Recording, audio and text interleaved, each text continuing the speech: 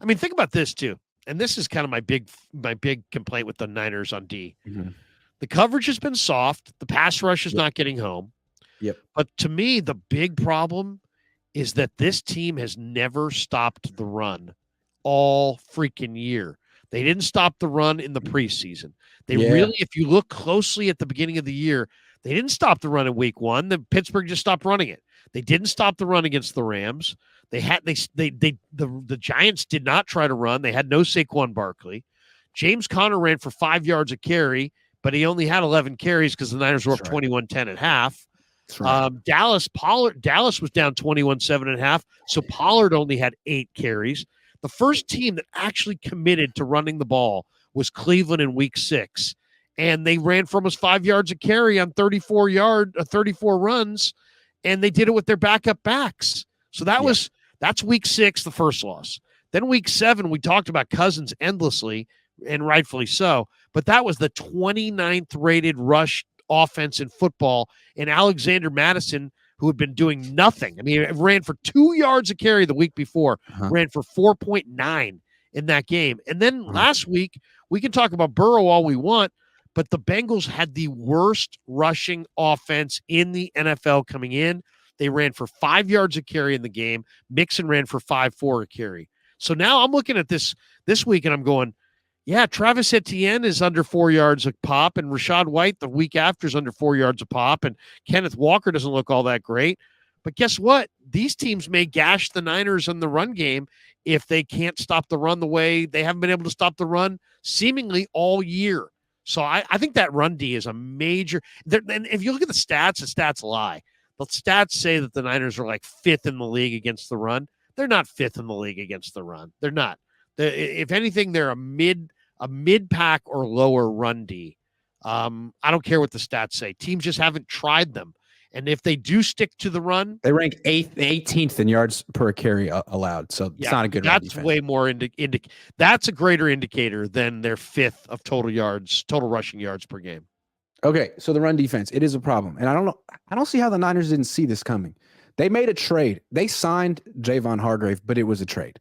You couldn't keep they had to let 4 or 5 guys go. Right. Good run defenders. Ebukam. Yeah. Samson Ebukam. Charles Omeni, who's more of a pass rusher, but Samson Ebukam, Azeez Al-Shaair, Jimmy Ward. Those 3. So one more. A guy that no one ever talks about. No. You won't even mention him. No one talks about this guy's not the team anymore. Hassan Ridgeway. Thank you. Yeah. Hassan Ridgeway. He was quietly a good run defender. So you lose Ridgeway, you lose Ebukam, you lose Al-Shaair and Jimmy Ward. 4 legit good run defenders. 3 of them on the field at all times. Al-Shaair and Jimmy would split off. You let them all go and bring in Javon Hargrave, who's not a run defender. And now you're like scrambling, like Isaiah Oliver, not a run defender. Right. Oren Burks, special teamer. Still looking to replace Ebukam on the edge. Can't set that edge. Maybe Chase Young will, although Washington got rid of him partially because he doesn't do stuff like that or chooses not to for them. And then Greenlaw and Warner were so badass in September that it kind of camouflaged how bad the rest of the D is against the run. Yeah, and now Greenlaw's banged up, clearly. And frankly, Warner is overrated. He's great in coverage, but as a linebacker against the run, he's a big safety. He doesn't hit as hard as Greenlaw. He doesn't run as fast as Greenlaw. He's not as violent as Greenlaw. Like Greenlaw's the linebacker on this team. He's everything they wanted Reuben Foster to be. Greenlaw. Not right now because he's injured. Right. But he's an awesome player. He's an awesome player who at the beginning of the year was just spectacular. Yeah, Fred Warner is much more of like a finesse linebacker, and he's great at what he does. He's a modern linebacker, but once you take Greenlaw and Al-Shaair off the field, and it's him and Flanagan Fowles and Oren Burks, all of a sudden you're like, man, those linebackers really aren't that fearsome. Right? Not really scared of them. When they lost Al-Shaair, they lost some swagger. Yes, they did.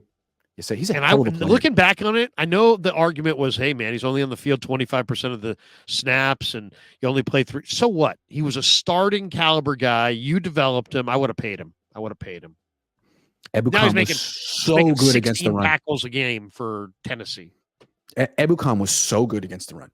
Yeah. I mean, not really a pass rusher, but you couldn't run to his side at all. He was so good.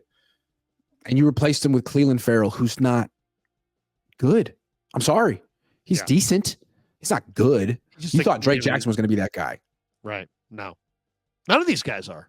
And then if you want to go back a couple years, Tart was damn good against the run. DJ Jones was a force against the run. Emmanuel Mosley was a very good run defender off the edge as a corner.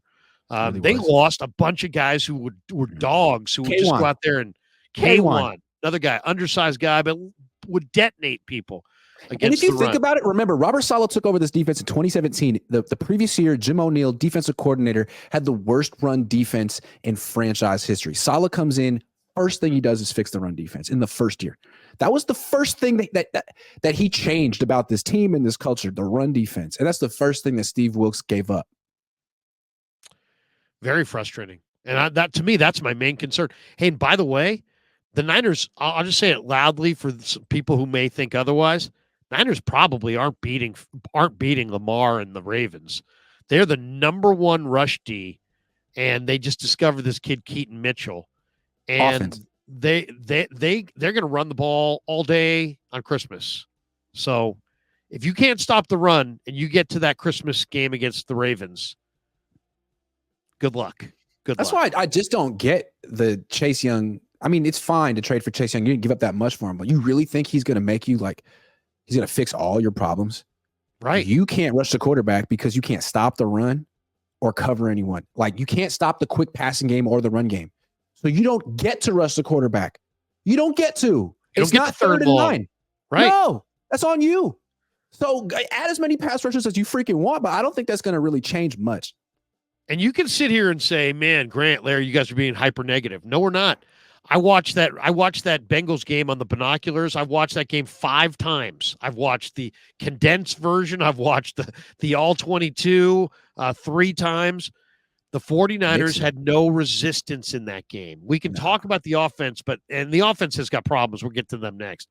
But the defense there was 3 things that the Bengals could do at will. Run it, throw it short because the coverage was so freaking soft, and the screen game.